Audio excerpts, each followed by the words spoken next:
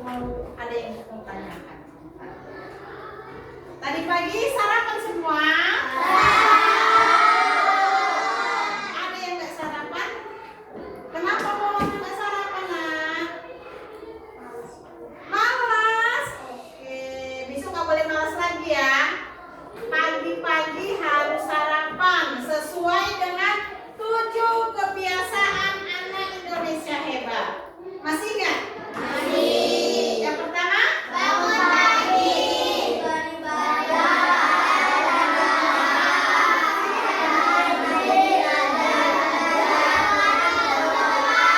Coba satu orang angkat tangannya. Oke, Meka.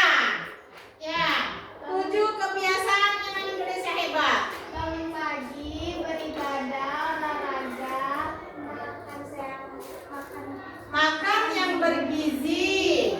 belajar, berolahraga, bangun cepat. Ada yang bisa melengkapi, menyempurnakan? Oke, golas ya. Lagi.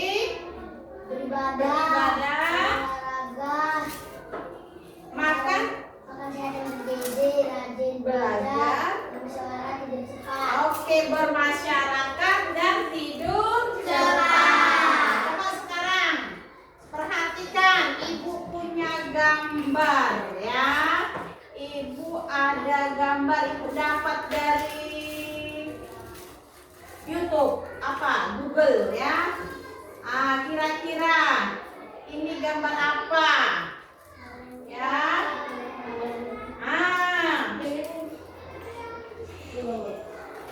Oke, ini gambar apa ini, nak? Ini gambar air. Terus gambar apa lagi tuh? Tanahnya kenapa? Kering. Kok bisa kering ya?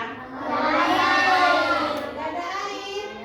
Ini terjadi nggak di lingkungan kita? Terjadi di lingkungan kita ya? Sampai retak-retak gitu ya? Enggak ya kan? Ini di daerah mana ini ya? Daerah Papua. Di mana kalian dapat informasinya? Di YouTube. Oke, kalau ini. Gambar apa ini? Cantik sampahnya ya? Jelek. Itu sampah apa itu? Di mana itu, nak? Di tempat tinggal kita ada yang seperti ini enggak? Ada ya kan? Cuma di sekolah kita ada yang seperti ini. Ada? Banyak sampah di sekolah kita? Di mana? Di tempat sampah. Karena anak-anak ibu semua sudah rajin buang sampah pada tempatnya. Oke ya. Kemudian ini apa ini? Tempat pembuangan sampah. Ya kan? Ini TPA, tempat pembuangan akhir untuk sampah. Mengganggu nggak ini kira-kira? Yang bisa. Ini mengganggu dalam hal apa? Angkat tangannya. Untuk kesehatan mengganggu, oke. Mengganggu kesehatan kita.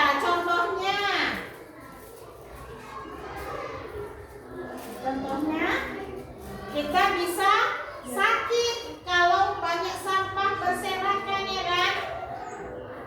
Nanti hinggap ke makanan, ada lalat dari tempat sampah, hinggaplah ke makanan kita, jadinya kita sakit perut. Oke, yang pertama tadi ada gambar kekeringan, ya kan? Yang kedua ada sampah di selokan ya, yang mengakibatkan sampah tersumbat air ya nak, jadi banjir.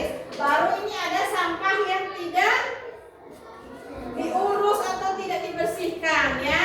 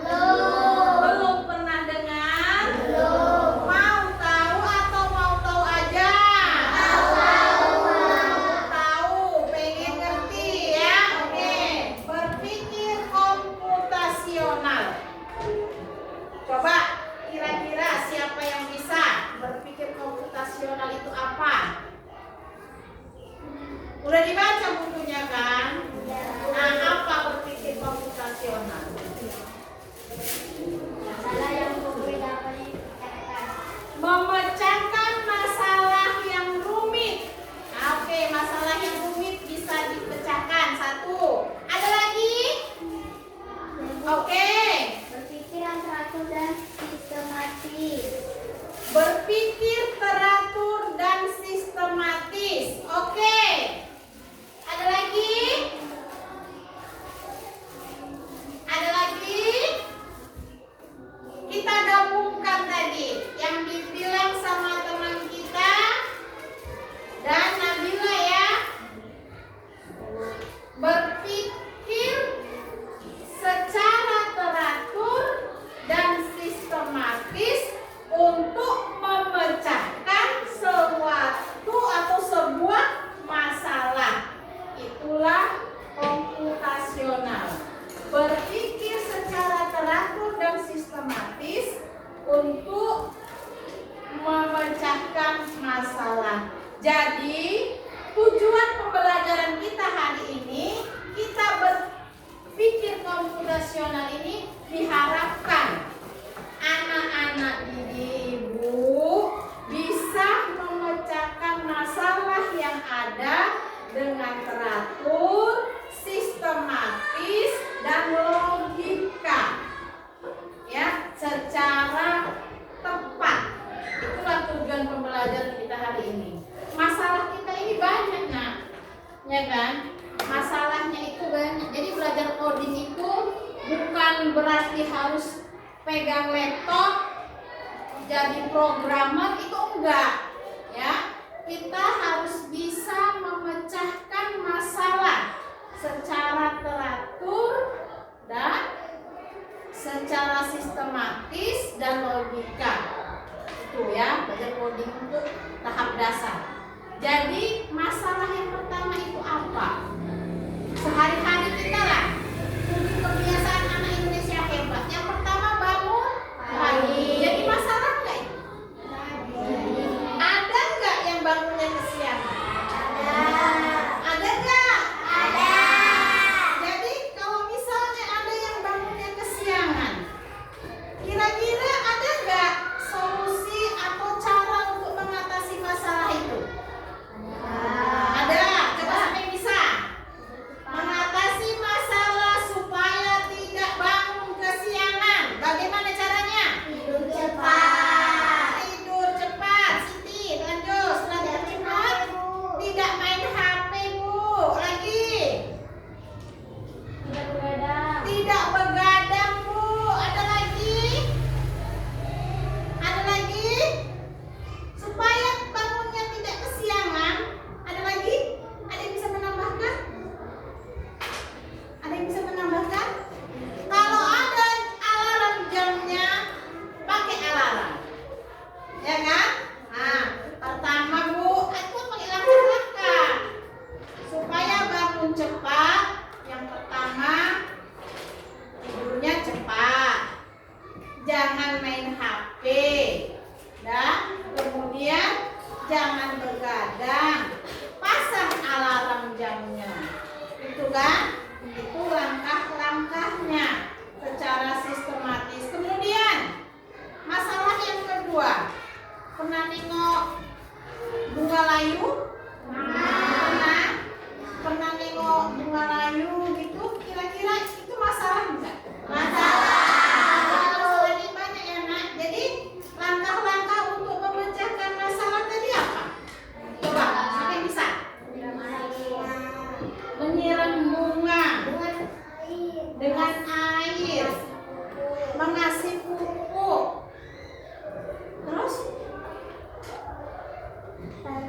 Kena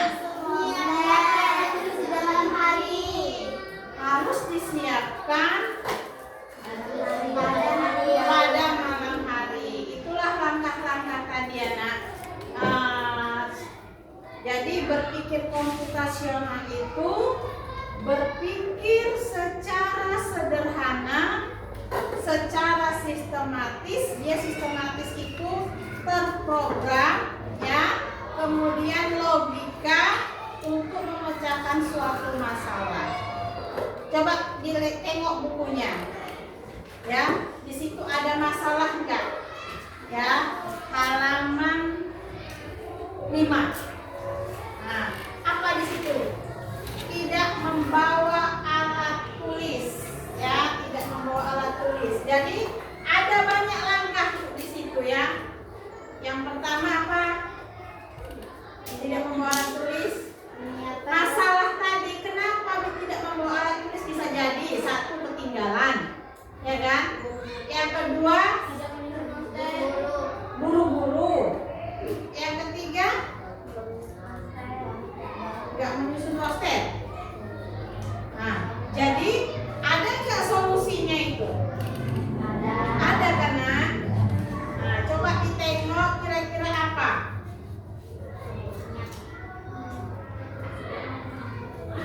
Berpikir komputasional. Nah, cocoknya yang kita bilang tadi? Cocok.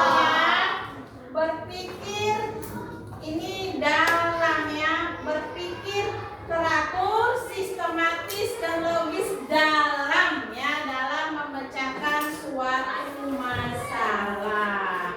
Jadi langkah-langkah untuk memecahkan masalah dalam berpikir komputasional itu ada 4 cara. Ya, yang pertama dekomposisi, yang kedua pengenalan pola, baru yang ketiga abstraksi dan algoritma. Jadi dekomposisi itu memecahkan masalah yang besar menjadi bagian-bagian kecil. Contohnya apa coba? Ada masalah besar, dia diperkecil masalahnya. Ya, contohnya tadi lah, kalau sampah tadi, ya, itu kan masalah besar. Ya, karena kalau udah seperti tadi keadaannya itu masalah besar. Jadi dia dibuat jadi kecil-kecil. Bagaimana caranya? Dari rumah tangga itulah sampah dikumpulkan, jangan dibuang di selokan, parit, sungai. Jadi nanti kalau sampahnya sudah besar, jadi masalah besar. Kalau banjir kan bukan cuma satu orang aja kebanjiran, kan? Satu kampung, satu kota, satu desa kebanjiran, jadi masalah besar. Sampah tadi dipisahkan. Bagaimana cara pisahkan sampah? Udah paham? Ada sampah, ada 2 jenis atau 3 jenis. Ada sampah organik, ya, sampah anorganik, satu lagi sampah mengandung gas, ya. Ini dipisahkan. Sampah organik tadi bisa dipakai untuk kompos, ya kan? Yang anorganik bisa didaur ulang lagi, dijual bubuk, ya kan? Nah, sampah yang gas tadi ditanam karena berbahaya, ya. Baru kemudian pengenalan pola, mencari kesamaan atau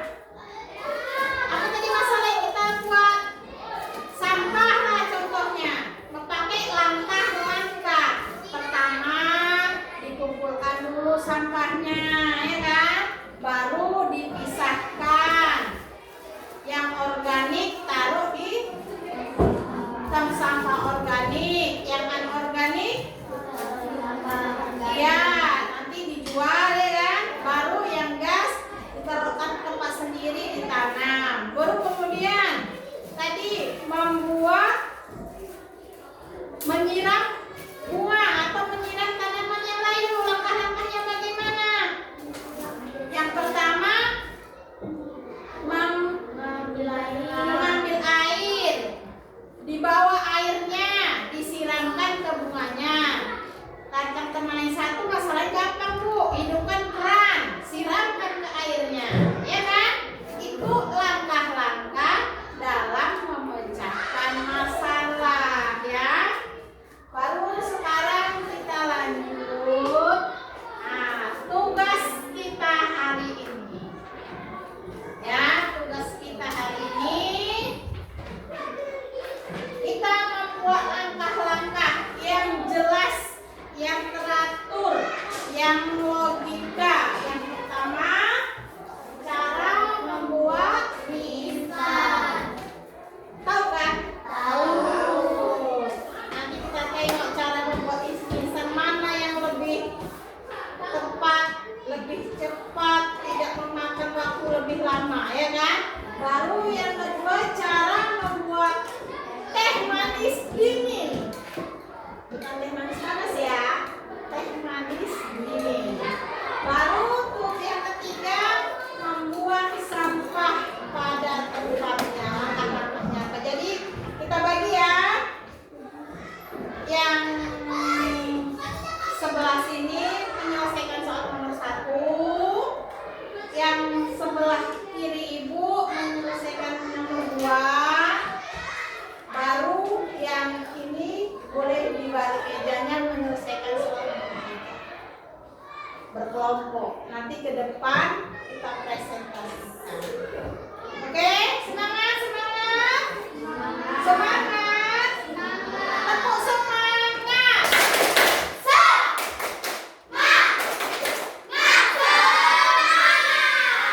Kita kerjakan tugasnya dulu ya. Nah, nanti kalau udah selesai baru kita presentasikan ke depan kelas. Ya. Udahlah di apa? Bergabung kelompoknya. Ya.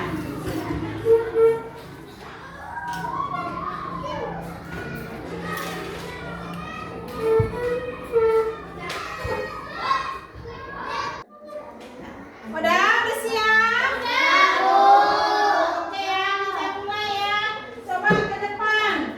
Kelompok yang menyelesaikan soal pertama. Ini tadi ya. Coba ke depan yuk, ke depan. Oke, dibacakan bagaimana cara membuat mie. Kasih sini sayang.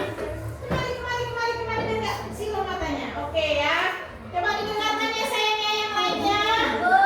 Ya, yang kuat sini. Saya dari kelompok 1 akan mempresentasikan hasil diskusi cara membuat mie instan. Ya. Pertama-tama menyiapkan bahan bakar, membuka bungkusnya, lalu itu hidupkan kompor. Setelah masukkan air 2 ml. Setelah air perhatikan minyaknya.